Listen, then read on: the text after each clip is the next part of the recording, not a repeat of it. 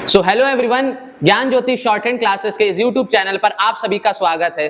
तो आज का ये जो डिस्कशन होने वाला है वो सर के साथ होने वाला है कि कैसे बच्चे अपनी स्टेनो की प्रिपरेशन कर सकते हैं बेसिक से।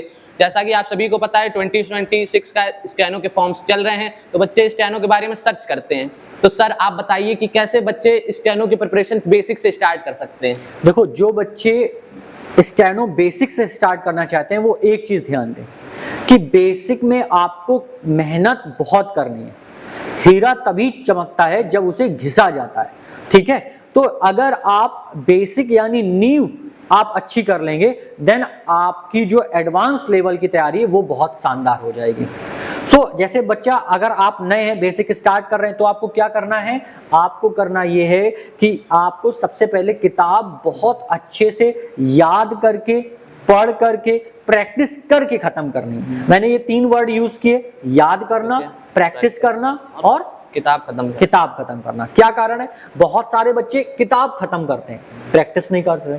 बहुत सारे बच्चे याद करते हैं, प्रैक्टिस नहीं करते। लेकिन प्रैक्टिस, याद करना और किताब करना, तीनों एक साथ आपको खत्म करनी है, तभी आप एडवांस लेवल पे तैयारी कर सकते हैं। अब बहुत सारे बच्चे क्या करते हैं कि YouTube चैनल देखते हैं, या फिर टीचर उनको क्या करते हैं कि एक वर्ड को 10-10 पेज, 2-2, 4-4 पेज में प्रैक्टिस कराते हैं। तो इस बात को भी ध्यान देना है कि आपको बहुत ज्यादा प्रैक्टिस नहीं करनी है और बहुत कम प्रैक्टिस करनी है। बहुत ज्यादा का प्रैक्टिस का हमने एग्जाम्पल दे दिया, बहुत कम क्या होता है कि हमने देखा, 2 बार लिखा, प्रैक्टिस हो गई। तो ये भी नहीं करना। बेसिक है, मन लगा के एक वर्ड को कम से कम 5-6 लाइन में प्रैक्टिस कर लो, इनफ है। अगर आप इतना कर लोगे, बहुत शानदार तरीके से आपकी प्रैक्टिस कंप्लीट होगी, बेसिक कंप्लीट होगी, और फिर आप डिक्टेशन पे आ सकते हो।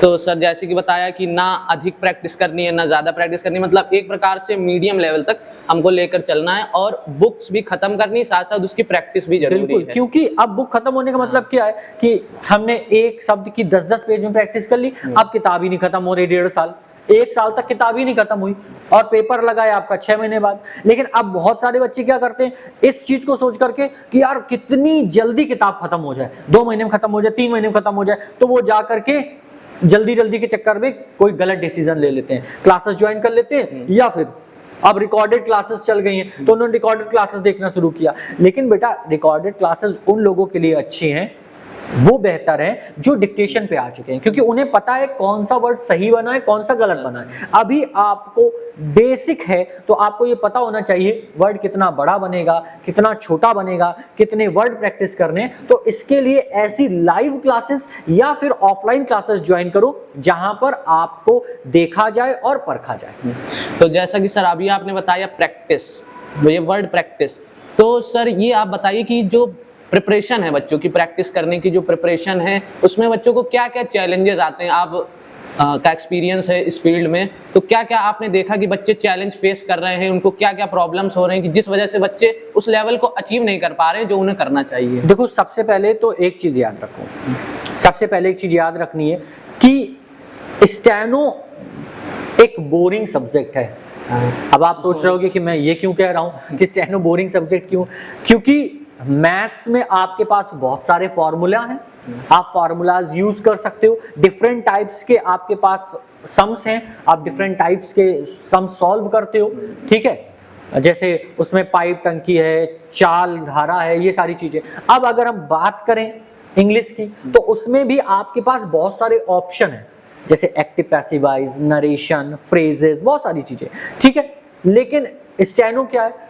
घिसते जाना है, पेंसिल घिसते जाना है, हर एक वर्ड को देखा, प्रैक्टिस कर रहे हैं। अब बोर हो गए तो हमने क्या किया? छोड़ दिया, अरे यार बहुत बोरिंग सब्जेक्ट है, बाद में पढ़ेंगे। या फिर बोर होने पे हमने 2 लाइन प्रैक्टिस करी, छोड़ दिया। तो ये एक जो हमारे पास सर्कमस्टेंसेस आती है, ये बहुत बुरी होती है कि बोर होके छोड़ देना, फिर वो वर्ड हमको याद नहीं होता, वर्ड बनता नहीं है, और जब डिक्टेशन में आता है तो फिर हमसे वो छूट जाता है। तो स्टेनो अगर पढ़नी है तो पेशेंस बनाना है और बोरिंग फील नहीं करना है, फिर आप कुछ भी करो। हाँ सर, जैसा कि आपने बताया कि बोरिंग नहीं फील करना है, तो इसके लिए क्या कोई टिप्स है कि हमको बोरियत ना फील हो, या फिर ये एक नॉर्मल प्रोसेस है। ऐसा नहीं है आपको बोरिंग। अब देखो, आप लगातार किसी चीज को, आप किसी चीज में नए हो, ठीक, सपोज दैट कि हम इसको छोड़ दें, हम आपको गाड़ी चलाने की बात करते हैं। आप गाड़ी चलाना सीख रहे हो, आपको चलानी नहीं आती, तो आप बार बार गिरोगे, तो आप एक टाइम बोर हो जाओगे, यार इतनी चोटें लग गई, छोड़ो अब कल चलाएंगे। लेकिन अगर आपके साथ कोई है, आपको हेल्प कर रहा है, तो फिर आप बोर नहीं होगे, क्योंकि वो आपको अलग अलग तरीके बताएगा। तो जैसे आप स्टेनो प्रैक्टिस कर रहे हो, तो आप अपने टीचर से बात करो, कंसर्न करो कि सर इसको याद करने का क्या कोई दूसरा तरीका है, या हम इसे किसी दूसरे तरीके से याद कर सकते हैं। फिर क्या करो, आपने 2 वर्ड की प्रैक्टिस करी, या फिर स्टार्टिंग में आपने कॉन्सोनेंट की प्रैक्टिस करी, फिर एक छोटी सी एक्सरसाइज हल कर ली, या हमने किसी से बोल दिया कि भैया हमने ये कॉन्सोनेंट्स लर्न किए, घर में किसी से कह दिया ये 4 कॉन्सोनेंट्स बोल दो। तो इस तरीके से आप बोर फील नहीं करोगे और अपनी प्रैक्टिस को और शानदार तरीके से करोगे। सर, बच्चों की एक मेन प्रॉब्लम आई थी कि सर स्पीड नहीं इम्प्रूव होती है, कि स्पीड बढ़ नहीं रही, हम लोग उसी स्पीड से लिखे जा रहे हैं, प्रैक्टिस कर रहे हैं, लेकिन उतना इफेक्टिवली काम नहीं हो पा रहा है। तो उसके लिए अगर आप कुछ टिप्स दें, बच्चों को बताएं कैसे क्या देखो करना बेटा, है। देखो अस्मित, बात ये है कि ये जो एक पॉइंट है, स्पीड नहीं आ रही, ये मोस्टली सभी बच्चों के साथ होता है। कारण क्या है? उसका सबसे बड़ा कारण है कि 3 महीने में किताब खत्म करना। 3 महीने में किताब, और टीचर्स भी ऐसे लगाते हैं कि 2 महीने में किताब खत्म, 2 महीने में कोर्स खत्म। तो यार पॉसिबल है कि 2-3 महीने में मतलब इतने बड़े सिलेबस को कवर करा समझो, आप एक बात क्लियर समझो, आपने इंटर क्रॉस किया था, उसमें आपके सब्जेक्ट थे इंग्लिश, रीजनिंग, मैथ, जीएस, ठीक है। इंटर को आपने 2 पार्ट में कंप्लीट किया था, एक 11th एक 12th, ठीक है। तब आपने इंटर क्रॉस करके ग्रेजुएशन पे आए थे। अब आपने एक ऐसा टॉपिक, एक ऐसा सब्जेक्ट पकड़ा है जो आपकी लाइफ चेंज करने वाला है फ्यूचर में, क्योंकि इससे आपकी जॉब लगनी है, ठीक है। तो अब इस इंग्लिश की, अगर हिंदी स्टेनो की बात करें, तो इसमें लगभग 85 एक्सरसाइज है। हर एक चैप्टर में कम से कम 20 वर्ड है। जैसे आप डिपार्टमेंटल वर्ड पढ़ते हो, तो एक चैप्टर में 100 वर्ड है। तो क्या जड़ी बूटी है कोई, हिमालय से लाए हो? वही तो है कि घोल के पिला कैसे खत्म। देखो, शॉर्टकट क्या होता है? शॉर्टकट काम करते हैं, लेकिन ये तब काम करते हैं जब हमें उस चीज का एक्सपीरियंस हो। जैसे गाड़ी चलानी आती, गाड़ी की बात हम एग्जांपल गाड़ी का क्यों लेते हैं? क्योंकि सबसे कॉमन है, ठीक है। लड़कों को ये चीजें समझ में आती हैं। आप गाड़ी चलाना सीखते हो, तो सबसे पहले आपको किक से सिखाया जाता है, ठीक है। आपको सेल्फ सीधे मार देंगे, गाड़ी उछल जाएगी, क्योंकि वो गियर पे पड़ी होगी, गिर जाओगे, मूंगफली बिनने लगोगे, हाँ, ठीक है ना। तो ऐसे ही स्टेनो है, आप पहले बेस को शॉर्टकट में मत ले जाओ, बेस को आराम से कंप्लीट करो, और जब बेस कंप्लीट हो जाए फिर आप शॉर्टकट यूज करो। देन आपकी स्पीड भी बढ़ेगी, आपको मजा भी आएगा पढ़ने में, इंटरेस्ट आएगा, और आपकी सक्सेस डिट श्योर मिलेगी। सर, बच्चों की ये भी एक प्रॉब्लम रहती है कि सर हम लोग 1-2 महीने पढ़ रहे हैं, फिर उसके बाद हम लोग का इंटरेस्ट लूज हो रहा है, मोटिवेशन ही नहीं आ रहा है। तो बच्चों की ये प्रॉब्लम रहती है कि सर मोटिवेशन कैसे मेंटेन रखते, इतना लंबा कोर्स करना है, 1 साल या फिर कभी कभी 2 साल, तो कैसे सर मोटिवेशन के ऊपर आप टिप्स देना चाहेंगे? ठीक है, समझो मोटिवेशनल टिप, सीधा सिंपल से फंडा। छोटे बच्चे थे हम लोग बचपन में, है ना, 4 साल 5 साल 6 साल के थे, स्कूल जाते थे, तो टीचर्स और मम्मा क्या कहते थे हमसे कि बेटा ये वर्क कंप्लीट कर लो तो हम क्या देंगे? चॉकलेट देंगे, टॉफी देंगे, बोलते थे, ठीक है। और फिर आपको चॉकलेट टॉफी मिलती थी कि नहीं मिलती थी? आप खुश हो जाते थे। तो ये आपके पास, आपसे कोई कह नहीं रहा है कि हम आपको देंगे, आपसे लाइफ कह रही है कि आप इसको मन लगा करके पढ़ो, आगे हम आपको आपकी लाइफ सिक्योर करेंगे, आपको जॉब लगने के बाद एक सैलरी मिलेगी। तो इससे बड़ा मोटिवेशन आपको क्या चाहिए कि अगर आप सक्सेस हो जाते हो, आप एक स्टेनो बन जाते हो, तो एक आपको ऑफिशियल लाइफ मिलती है, आपको एक सेपरेट कैबिन मिलता है, आपकी एक अच्छी सैलरी होती है, आपका एक टाइम शेड्यूल फिक्स होता है, इस समय ऑफिस जाना है, इस समय ऑफिस से वापस आना है, आपकी एक लाइफ शानदार चल रही होती है। इससे अच्छा मोटिवेशन क्या होगा? इसके बाद भी अगर मोटिवेशन चाहिए तो आप जो बच्चे सक्सेस हो गए उनसे एक बार मिलो, उनसे बात करो, हाँ, बहुत अच्छा मोटिवेशन मिलेगा। हाँ, तो बच्चे ये क्या करते हैं कि वो कमरे के अंदर बस घुसे रहते हैं, ना वो किसी से मिलते हैं, कि अगर उन्हीं से मिल लिया जिनका सिलेक्शन हो गया, ना उनसे कभी पूछा। एक्चुअल में ये बात ये है, बच्चे कमरे में नहीं घुसे हैं, हाँ। आप लोग मेरे प्यारे बच्चों YouTube में घुस गए हो, हाँ। सुबह आपने YouTube खोला, ठीक है, हाँ। एक थंबनेल मिला, क्या होगा एसएससी का नया फॉर्मेट, भड़बड़ा के आप जा रहे थे पढ़ने, आपने YouTube खोला, उसमें चले गए, फिर आपके फोन में मैसेज आ गए, फिर आपने उसमें कमेंट कर दिया, फिर आपने दूसरी चीजें देखने शुरू कर दी, फिर आपने क्या किया, आप अपने पॉइंट से डिस्ट्रैक्ट हो गए। वहीं से डिस्ट्रैक्शन स्टार्ट हो गई। ठीक तो है। सर डिस्ट्रैक्शन के ऊपर आप क्या टिप्स देंगे? कुछ है Distraction का- कि मतलब फोन तो मतलब बच्चे चला ही रहे हैं, हर कोई चला रहा है फोन, बिल्कुल। तो उससे बच सकते नहीं है, तो कैसे मतलब इसको मैनेज करा जा सकता है? मैनेज करिए। आप ये देखो कि आप जिस चैनल को फॉलो कर रहे हो, जिस व्यक्ति को सुन रहे हो, क्या वो सच में सही बोल रहा है?